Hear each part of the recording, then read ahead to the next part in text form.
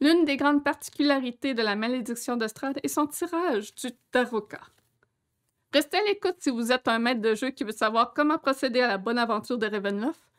Si vous êtes un joueur, je vous préviens qu'il y aura des spoilers majeurs de la campagne et qu'il vaut mieux cesser l'écoute immédiatement.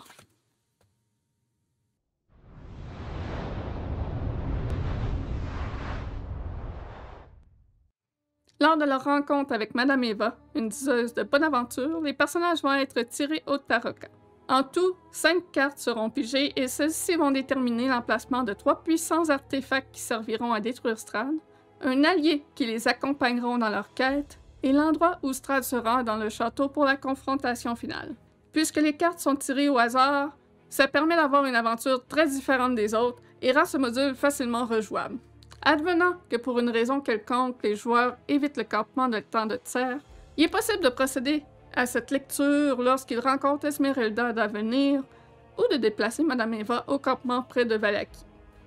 Le livre recommande de tirer les cartes d'avance pour vous permettre de faire du foreshadowing et savoir ce que vous allez devoir préparer pour le futur.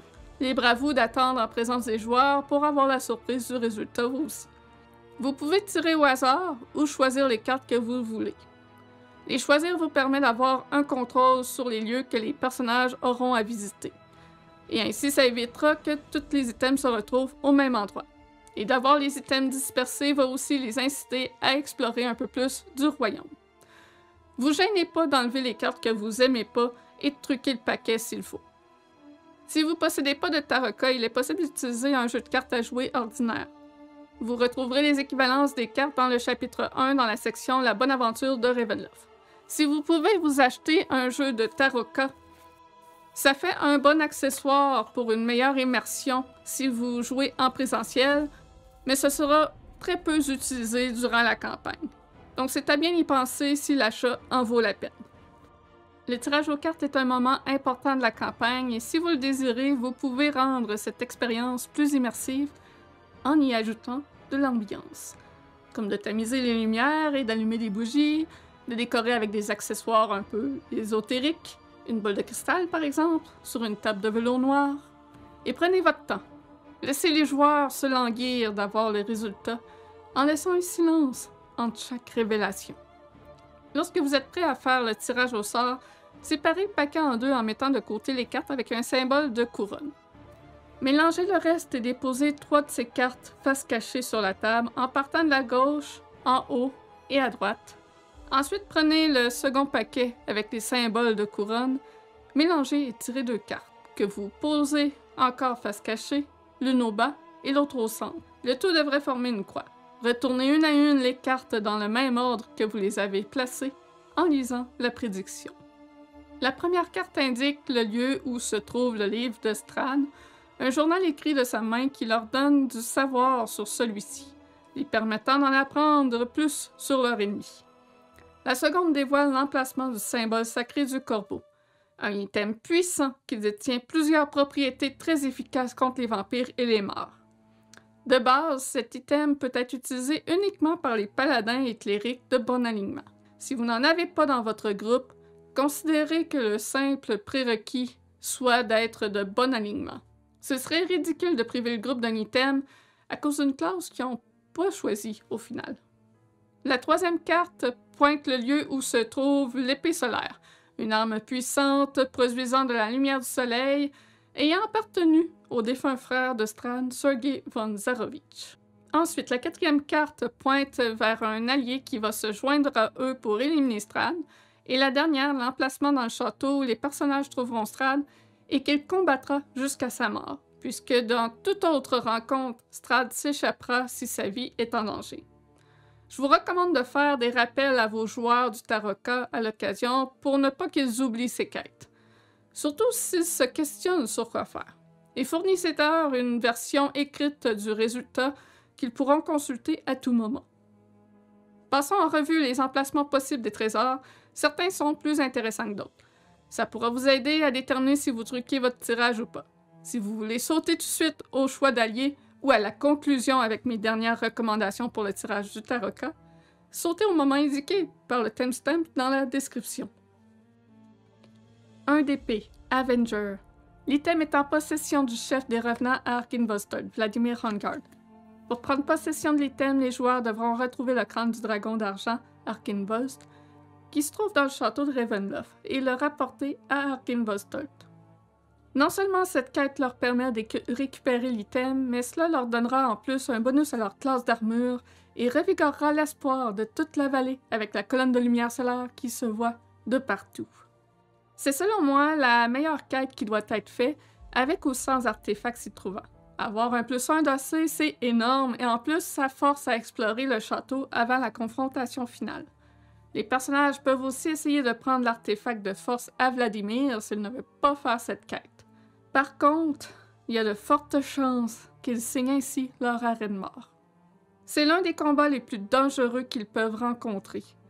Vladimir est un revenant CR7, boosté avec une arme +2, et si attaqué, 6 fantômes warriors se matérialisent et l'assistent, sans compter les 5 revenants dans une salle non loin qui peuvent être alertés par le combat et leur joindre. S'ils survivent, il y aura probablement des pertes. 2 d'épée, paladin. L'item se trouve dans le tombeau de Sorgé, le frère de Strahd, qui est dans les catacombes du château Ravenloft. La tombe est pas trop difficile à ouvrir, c'est plutôt simple. Le danger du lieu, c'est que les personnages devront explorer le château et ses pièges pour trouver cet endroit. Le 3 d'épée, Soldier. L'item se trouve sur la tour du guet de passage de Tsolenka. Les personnages devront s'habiller chaudement pour s'y rendre, et Casimir peut les y guider s'ils vont au temple d'Ambre. Ils devront trouver un moyen pour passer la porte de flamme verte, en utilisant un sort pour dissiper la magie, ou passer par-dessus les murs et ainsi éveiller 2 vrocs. Une fois sur le toit de la tour, 6 spectres les attaquent pour protéger leur trésor. Une fois qu'ils sont vaincus, le trésor apparaît. C'est un bon lieu si vous voulez que vos joueurs se rendent au temple d'Ambre ensuite. 4 d'épée, le mercenaire. L'item se trouve dans une crypte du château Ravenloft. Comme pour la tombe de Sorgé, ils devront explorer le château pour trouver ce lieu. Une fois dans la crypte, le sol cache un piège avec des pics au fond du trou. Le 5 d'épée, le Myrmidon. L'item se trouve dans la chapelle de la mère de la nuit, dans la tanière des loups.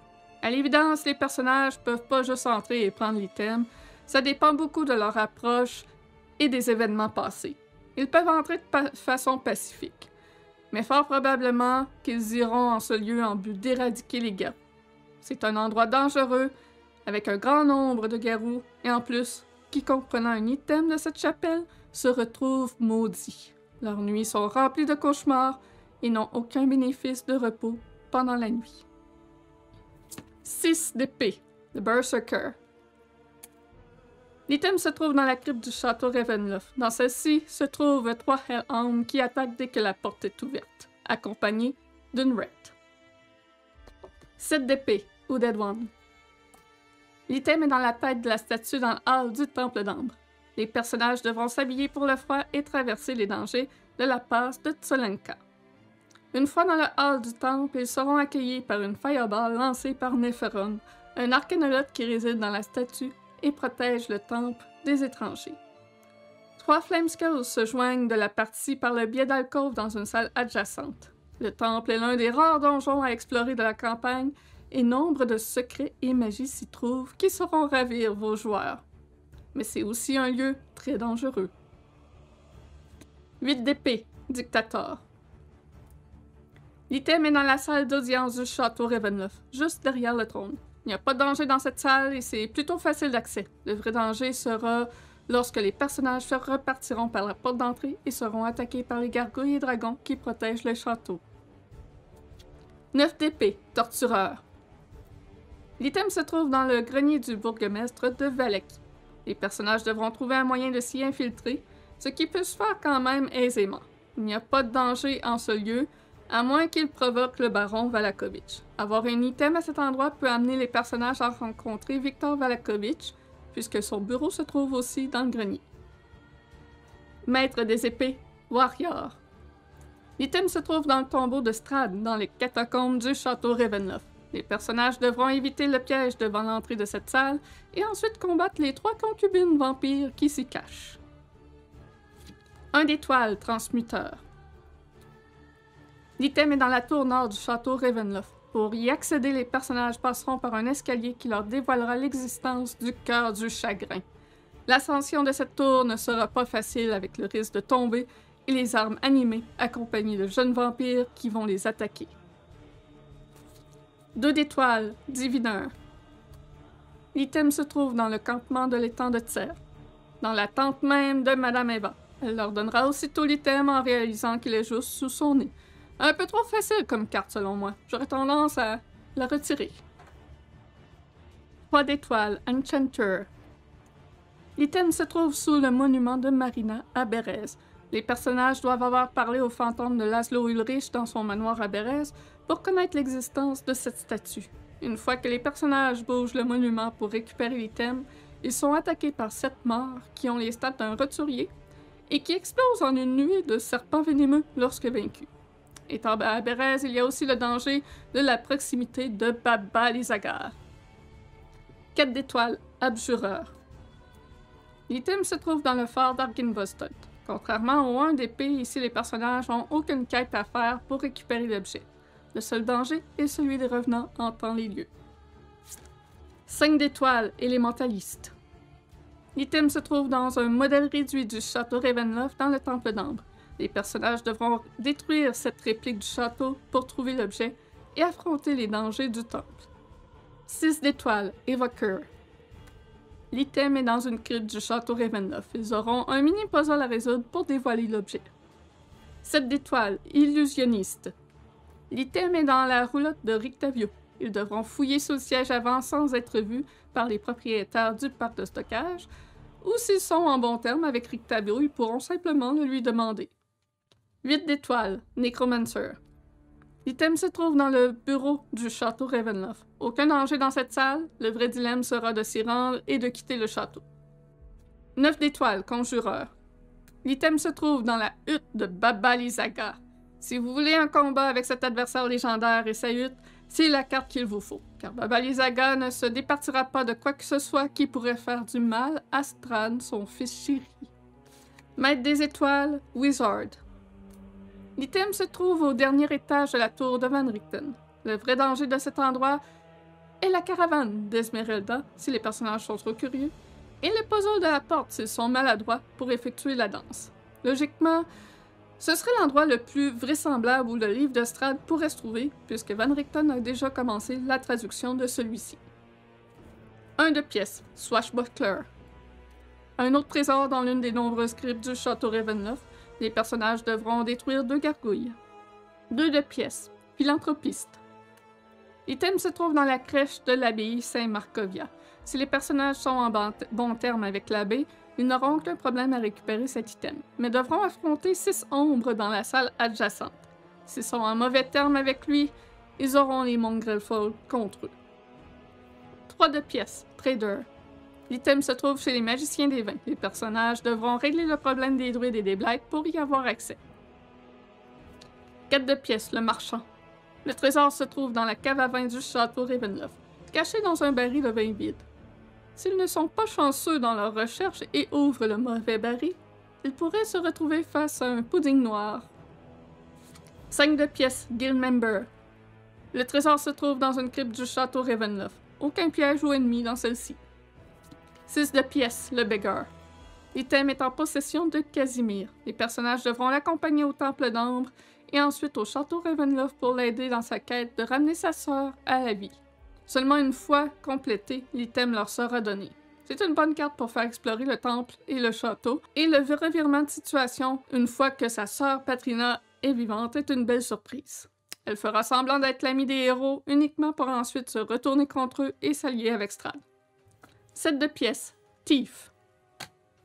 L'item se trouve dans le cimetière du croisement de route de Livlis. Essentiellement, en quittant le campement de l'étang de Tser, les personnages ont simplement pillé les tombes de cette croisée de chemin qui est juste à côté. Une carte un petit peu trop facile. 8 de pièce, Tax Collector. Le trésor est au campement de Vistani près de Vallaki, dans la roulotte contenant leur trésor. S'ils sauvent Arabelle, ils seront récompensés avec l'item. Autrement, ils devront trouver une solution par eux-mêmes. 9 de pièce, Miser. L'item se trouve dans la salle des trésors du château Ravenloft. Cette salle est en réalité une forteresse instantanée de Daern, dont seul Strahd connaît le mot de commande. Les portes sont faites d'adamantine et la tour possède des meurtrières. La difficulté sera de trouver comment y entrer. Maître des pièces, Rogue. Le trésor se trouve dans le grenier de l'auberge de l'eau bleue. Urwin va confirmer la présence de l'item uniquement s'il juge les personnages aptes à protéger celui-ci pour ne pas qu'il tombe entre de mauvaises mains. Pour les tester, il va leur donner la quête du vignoble. Un de glyphes, Monk. Le trésor est à l'abbaye de Saint-Marcovia, derrière un emblème de soleil en or dans la salle principale. L'abbé les laissera le prendre, à moins que les personnages ne montrent de l'hostilité envers lui ou Vasilka. Il sait qu'ils ont été amenés en Barovie par Strahd et ne veut donc pas nuire au plan du Seigneur en abîmant ses invités. Si vous trouvez ça trop facile, vous pouvez aisément ajouter la quête de la robe de mariée en échange de l'item. 2 de glyphes, Missionary. L'item est là aussi à l'abbaye de Saint-Marcovia, mais cette fois à l'intérieur d'un épouvantail dans le jardin. 7 nécrophages arborant l'insigne de la maison de Strahd les attaquent. 3 de glyphes, Healer. Toujours dans la région de l'abbaye, cette fois l'item est dans le sanctuaire du Soleil Blanc à Kresk, sous le kiosque. Les personnages devront endommager la structure pour avoir l'item, et s'ils ne réparent pas ensuite, les villageois seront mécontents. Et s'ils ont Irena avec eux, cela déclenche l'événement quelque chose de bleu. 4 de glyphes, Shepherd. Le trésor est dans le tombeau des parents de Strahd dans les catacombes du château. Il est simplement déposé sur la tombe de la reine Revnovia. La complexité ici est d'y accéder, soit en escaladant la dangereuse falaise et vandaliser la fenêtre de la tombe, soit par un rideau de lumière qui laisse entrer uniquement les personnages d'alignement loyal bon. Cette lumière ne peut pas être enlevée avec de la magie, mais s'ils prennent le temps d'examiner l'endroit, les personnages pourront voir qu'il est possible pour une créature de petite taille de se faufiler derrière l'une des statues et faire le tour pour contourner le voile de lumière. 5 de glyphes, Druide. Le trésor se trouve au pied de l'arbre de Gultias à la colline d'Antan. Les personnages devront affronter tout ce qui se trouve ici, les druides, l'arbre géant et chars hivernales, et tous les lierres et résineux malades. Cet emplacement force les personnages à aller plus loin que le cercle des druides. Par expérience dans mes 2 campagnes, mes joueurs ont fait « nope » en arrivant au cercle et ont jamais été plus loin. 6 de glyphes, Anarchiste. L'item est dans la salle des ossements du château Ravenloft. Aucun danger dans cette salle, et c'est aussi là que le crâne d'Arkinbos peut être trouvé. Le trésor est simplement déposé sur la table, ce qui est plutôt étrange, puisque Strahd ne laisserait pas un objet aussi dangereux traîner ainsi. 7 de glyphes, Charlatan. Le trésor est dans le grenier du vieux moulin à os. Les personnages peuvent simplement demander l'item à Morgantha. Elle a aucune idée à quoi ça sert et va s'en départir comme une vieille guenille. Mais il y a de fortes chances que vos joueurs aient déjà des suppositions sur ce qui se passe là-bas et risquent plutôt de faire appel à la violence. Le trio de guenaudes de la nuit est plutôt meurtrier si le groupe est de bas niveau. Elles vont se battre uniquement s'il y a de l'hostilité envers elles et qu'elles n'ont pas le choix. Elles vont préférer faire une entente avec les héros plutôt que de recourir à la violence. 8 de glyphes, Bishop. Le trésor se trouve dans la salle au trésor du Temple d'Ambre. En plus des dangers du temple, les personnages feront face à un golem d'ambre. Si toutefois ils sont en bon terme avec Exetantre, ils pourront circuler sans danger en sa compagnie. 9 de glyphes, Traitor. L'item est caché dans la chambre de Dame Fiona Wachter, à l'intérieur d'un coffre contenant aussi les os de Léo d'Elysnia. Les personnages pourront aussi voir le corps de l'époux de Fiona préservé magiquement sur son lit. Un moment bien lugubre qui peut soulever des interrogations au sujet de cette dame. Maître de glyphes, Priest. Cette dernière carte des arcanes mineurs indique que l'item est dans la chapelle du château Ravenloft, derrière l'autel. Le seul danger de cette salle est l'icône de Ravenloft sur l'autel. Si les personnages d'alignement mauvais y touchent, ils subiront des dégâts.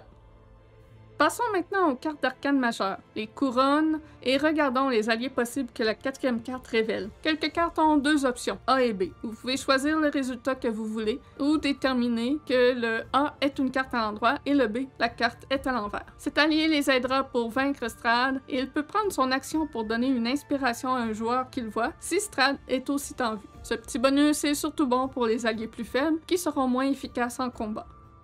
Artifact. Cherchez un amuseur avec un singe. Cet homme est plus qu'il n'y paraît. Cette carte fait référence à Rictavio, mais c'est fort probable que l'indice du singe fasse croire à vos joueurs que l'allié est Blinsky. Si les personnages mentionnent à Rictavio le tirage du Tarokka, il révélera sa vraie identité et se joindra à eux. C'est le seul moyen pour que Van Richten accompagne le groupe, puisqu'il préfère travailler en solo dû à une malédiction de Vistana qui l'afflige. Van Richten sert plus de support pour le groupe et est utile surtout pour ses grandes connaissances en monstres. C'est un érudit qui a écrit bon nombre d'ouvrages sur les créatures de la nuit et pourra éduquer le groupe de ses connaissances. Il a des sorts de cléric, est surtout efficace contre les morts vivants et est de CR5. Beast. Un loup-garou connaît un secret détestable à propos de votre ennemi. Exploitez sa haine à votre avantage. Cette carte fait référence au loup-garou Zuleka d'Oranescu, qui se trouve à la tanière des loups. Les personnages devront tuer Kirill Stoyanovitch, le chef de la meute, pour venger son compagnon Emile. Elle croit que Kirill a livré Emile à Strad et que celui-ci l'a tué. Zuleka a les stats d'un loup-garou CR3. Ce qui la rend forte comme allié est sa résistance aux armes qui ne sont pas en argent. Par contre, sa nature l'empêchera d'être acceptée à l'intérieur des murs de Vallaki et Kresk. Broken One A. Votre plus grand allié sera un magicien. Son esprit est brisé, mais ses sorts sont puissants. Le mage fou du mont Baratok est l'un des alliés les plus puissants qu'ils peuvent avoir. Sa véritable identité est Mordenkainen. Il a déjà combattu Strad il y a 1 an et a échoué. Mais sa confrontation lui a donné des connaissances sur comment le Seigneur se bat. Les personnages devront attendre que l'effet d'un sort d'esprit impénétrable prenne fin pour ensuite utiliser un sort de restauration supérieure afin de soigner son esprit fou. Mordenkainen a les stats d'un archimage CR12 avec une liste de sorts modifiés. Il ne les accompagnera pas dans leur exploration de Barovia, mais s'ils savent où trouver Strad et comment le détruire, alors il les suivra pour le combat. Broken One B. Je vois un homme de foi dont la santé mentale ne tient plus qu'à un fil. Il a perdu quelqu'un qui lui était proche. Selon le livre, Pardonavitch va les accompagner s'il tue son fils Doru et l'enterre. Donc, contrairement à ce qui est indiqué dans la chapelle, Donavitch ne sera pas inconsolable puisqu'il est l'allié du groupe. Ça change beaucoup les conséquences suite à la mort de Doru. Ça rend cet événement moins troublant et récompense les joueurs pour avoir tué un jeune vampire au lieu de leur faire voir un sombre côté face à leur acte qu'ils jugeront certainement glorieux. Personnellement, j'aime pas ce changement et ne prendrais donc pas Donavitch comme allié. Côté stats, il est un simple acolyte CR1 quart, l'un des plus faibles alliés qu'ils peuvent avoir. Dans son cas, l'action de donner une inspiration en présence de Strad sera utile. Dark Lord. Ah, de toutes les vérités, voici la pire. Vous devez affronter seul le mal de cette région. Ils n'ont aucun allié. C'est un peu chiant comme carte. Par contre, si vous avez un gros groupe de joueurs, c'est peut-être préférable d'utiliser ça. Donjon A. Cherchez un jeune homme troublé, cerné par l'opulence et la folie. Sa demeure est une prison. Viktor Valakovitch est un allié fort, mais dont les personnages feront face à des vérités à son sujet plutôt troublantes. Ils auront peut-être des conflits moraux à s'associer avec lui. Viktor va les accompagner et les aider, car il croit que c'est son seul espoir de quitter ce domaine maudit qu'est Barovia. Il est un mage CR6 avec des spells supplémentaires dans son grimoire. Un allié très utile, surtout s'il n'y a pas de mage dans votre groupe. Il sera pas trop puissant au point de voler la vedette en combat, et étant un mage, il pourra apprendre plus de sorts s'il a les matériaux pour les transcrire. Donjon B. Cherchez une fille plongée dans la démence, enfermée au cœur de la maison de son père défunt, vous réussirez en soignant sa folie. Les personnages devront soigner la folie de Stella Wachter pour qu'elle les accompagne. C'est pas une alliée très forte, elle est une simple roturière CR0. Elle va être beaucoup plus utile en donnant des inspirations. C'est un allié dont, personnellement, je retirerais la carte. Sire, cherchez un elfe du crépuscule qui vit avec les Vistani. Il souffre d'une lourde perte et l'obscurité hante ses rêves. Aidez-le et il vous aidera en retour. Tout comme pour l'artefact, les joueurs devront aider Casimir Velikov à se rendre au Temple d'Âme en but d'ensuite ramener sa sœur à la vie au château Ravenloft. Si vous avez déjà tiré un item en sa possession, vaut peut-être mieux de soit changer l'item ou changer d'allié. Casimir a les stats d'un mage modifié de CR10, il possède un anneau de chaleur et un grimoire possédant plus de spells que ceux préparés. C'est un bon allié à avoir, surtout s'il n'y a pas de mage dans le groupe. Comme Viktor, il pourra apprendre plus de sorts. Ghost A. Je vois le paladin déchu d'un ordre de chevaliers tombé dans l'oubli.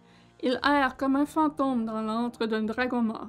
Sir Godfrey Gwynim est sans contredit l'allié le plus fort de tous. C'est un revenant paladin de level 16, son CR est seulement de 6, mais le fait qu'il est un revenant le rend bien plus dangereux qu'il n'en a l'air. Il se régénère à chaque tour, En plus de ça, s'il meurt, il revient avec un nouveau corps 24 heures plus tard. Il a aussi un radar interne qui lui indique où se trouve Strahd à tout moment.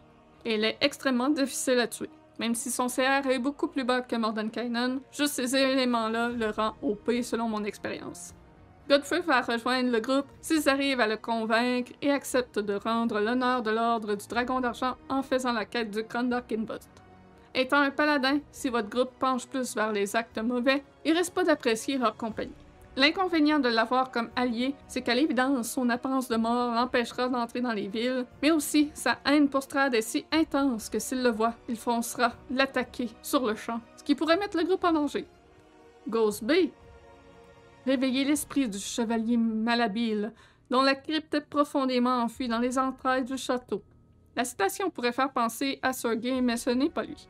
C'est en fait Sir Klotz, un guerrier fantôme CR3 dans l'une des cryptes du château Ravenloft. Les personnages doivent retirer l'épée de son cadavre et son fantôme les remercie en se joignant à eux au combat. Ça peut être pratique d'avoir un fantôme dans son groupe. Mais vaut-il la peine vraiment de risquer les dangers du château pour le trouver? En plus qu'il n'y a aucune connaissance de ce qui peut leur être utile. Exécutionneur. Cherchez le frère de la promise du diable. Il l'appelle le moindre, mais son âme est puissante. Ici, ça fait référence à Ismark Kolyanovitch, un vétéran CR3. Il n'acceptera pas d'aller au château Ravenloft aussi longtemps qu'Irena n'est pas en sécurité. Techniquement, si vous avez lu le livre, vous savez qu'elle sera jamais en sécurité à moins que les eaux de Saint-Andral soient récupérées. Donc, il y a de fortes chances que vous deviez modifier son prérequis pour suivre. Et par expérience, les joueurs vont en général demander à Ismark de rester au village de Barovia pour s'occuper des habitants qui en ont bien besoin puisqu'il est le nouveau bourgmestre. Ou lui demanderont de l'accompagner jusqu'à Vallaki. Donc de base, Ismark peut facilement suivre le groupe même s'il n'est pas l'allié du Tarokka. Personnellement, je changerais légèrement la citation pour « chercher le frère de la promesse du diable dans une ville où tout va bien ». Et j'ajouterais ainsi les extravnis dans les alliés possibles. Ça va forcer les joueurs à comprendre pourquoi il a une obsession avec Irena et découvrir qu'il est son frère. Autrement, il n'y a rien vraiment pour dévoiler cette information. Il est de CR5, donc un allié suffisamment fort qui ne volera pas la vedette.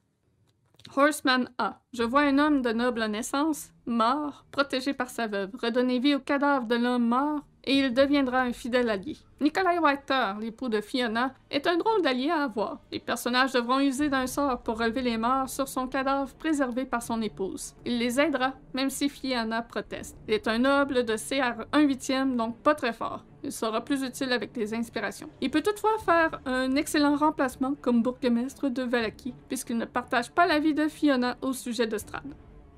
Horseman B. Un homme appelé Arigal, dont la mort est le métier, abandonnera son sombre seigneur pour servir votre cause. Mais attention, son âme est pourrie. Arigal est un assassin Vistani de CR8. Il est puissant, et s'il n'y a pas de voleur dans le groupe, il sera très utile. Par contre, autant que j'aime l'idée de l'avoir comme allié, c'est à bien y penser. Puisque Arigal trahira le groupe lorsque Strahd sera vaincu, avide de prendre la place du seigneur sur le trône. Il servira aussi d'espion à Strahd tout le long de la campagne. Innocent A. Je vois un jeune homme au cœur doux, encore un bébé. Il est physiquement fort, mais son esprit est faible. Cherchez-le dans le village de Barovia. Barry Cornet, ou Barry Wimple en version originale, est le neveu du marchand de Barovia, Bildrat. C'est un simple d'esprit, mais doté d'une très grande force. Il a les stats d'un gladiateur CR5. Les personnages devront s'arranger pour que Bildrat laisse partir son neveu. Le seul inconvénient de cet allié, c'est qu'ils devront rebrousser chemin et retourner au village de Barovia pour le trouver. Et si vous n'avez pas envie de roleplay, un simple d'esprit par exemple. Innocent B. La promise du mal, c'est elle que vous cherchez. Irena Kolyana. Honnêtement, je pense que c'est la pire carte avec celle qui donne pas d'alliés. Plusieurs destins sont prévus pour Irena et il y a de fortes chances que d'ici la confrontation finale, elle ait disparu. Emportée par le Dark Power ou bien au lac de Kresk, sans compter qu'elle se joindra au groupe, qu'elle soit l'allié ou non. Marionetta. Quelle horreur! Je vois un homme créé par un homme, sans âge et seul, il hante les tours du château. Piddlewick 2 est fun à avoir pour son humour noir. Il est pas très fort, seulement un CR un quart. C'est vraiment plus pour sa personnalité qu'il est un allié intéressant à voir. Il a toutefois pas de voix, et son humour est donc exprimé dans ses gestes. Qu'il soit l'allié ou non, si on lui montre de la gentillesse, il va aider et servir de guide dans le château. Donc ça vaut pas vraiment la peine d'avoir une carte pour lui, au final. Marionnette B. Cherchez le musicien, un homme à deux têtes. Il vit dans un endroit où se mêlent voracité et tristesse. Clovin Bellevue va suivre le groupe uniquement si l'abbé meurt. En temps normal, les personnages ne se montreront pas violents face à l'abbé, et s'ils le font, c'est un dangereux combat contre un dévant. En plus, Clovin aura besoin de vin, et s'il ne peut pas boire et jouer de son violon, il ne donnera aucun avantage au groupe. C'est un bâtard CR un quart, qui au final ne vaut pas vraiment la peine de se donner tout ce mal pour l'avoir. Je retirerai cette carte des choix possibles. Mist. Une Vistana erre seule dans cette région, à la recherche de son mentor. Elle ne reste jamais bien longtemps au même endroit. Cherchez-la à l'abbaye Saint-Marcovia, près des brumes.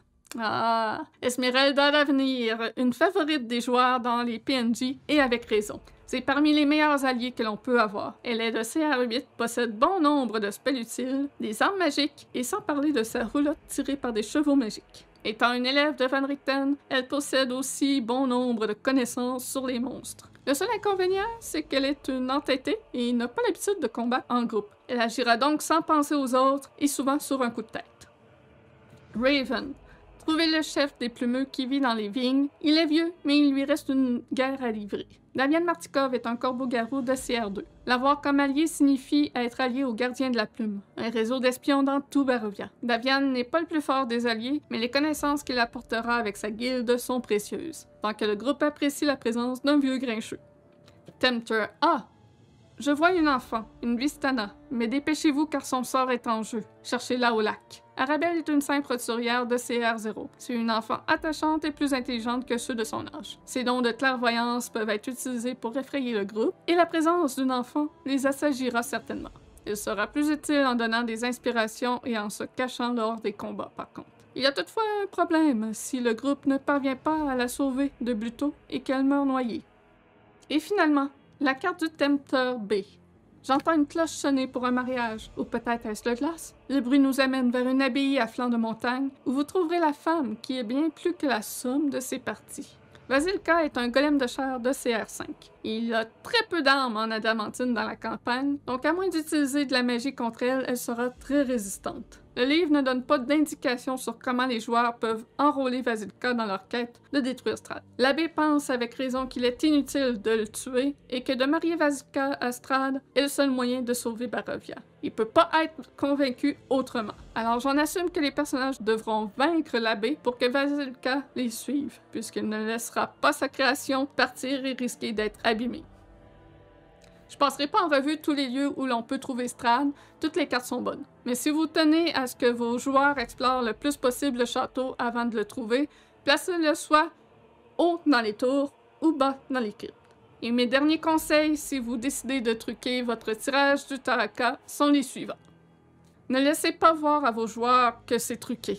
Agissez comme si c'était fait au hasard. Retirez les cartes du château Ravenloft. Ça n'a aucun sens qu'un item soit sous le nez de Strahd et qu'il fasse rien pour s'en débarrasser. Et évidemment, retirez toute carte que vous n'aimez pas. Répartissez les items et l'allié pour qu'aucun ne soit au même endroit. Essayez de répartir pour que vos joueurs soient obligés d'explorer Barovia et évitez que tout soit un à côté de l'autre au même endroit. Placez le livre de Strahd en un endroit facile d'accès, puisque c'est uniquement du lore d'ombre que ça donne, comme par exemple à Vallaki, Kresk ou au vignoble. Évitez les cartes qui requièrent de revenir en arrière, comme les villages de Barovia. Aucun joueur aime faire du backtracking, surtout s'ils n'ont aucune raison d'y retourner. Et si vous choisissez l'allié, prenez celui qui apporte le plus à la composition de votre groupe. Chaque groupe est différent, un allié pourra donc être beaucoup plus utile à l'un que l'autre. Ont-ils besoin de quelqu'un de bon en combat, ou plutôt d'un allié qui va alléger l'atmosphère avec ses blagues? Je vous vois déjà en commentaire me demander « Et toi, tu les placerais où? » Je commencerai par découvrir quel allié je tire, pour ensuite déterminer l'emplacement du reste en m'assurant que ce soit en des lieux différents. J'aime bien garder l'aspect du hasard pour l'allié, puisque le choix est quand même très difficile. Merci à tous d'avoir regardé cette longue capsule. Dites-moi en commentaire ce que vous en pensez. C'est qui votre allié préféré et vos lieux de prédilection des items? Évidemment, n'oubliez pas de cliquer sur le petit pouce en bas du vidéo, sur la cloche si vous voulez rien manquer, et abonnez-vous si ce n'est pas déjà fait. Un immense merci à tous ceux qui nous supportent ici, sur Twitch, Patreon et via notre boutique Redbubble. Sur ce, je vous dis à la prochaine. Bye bye!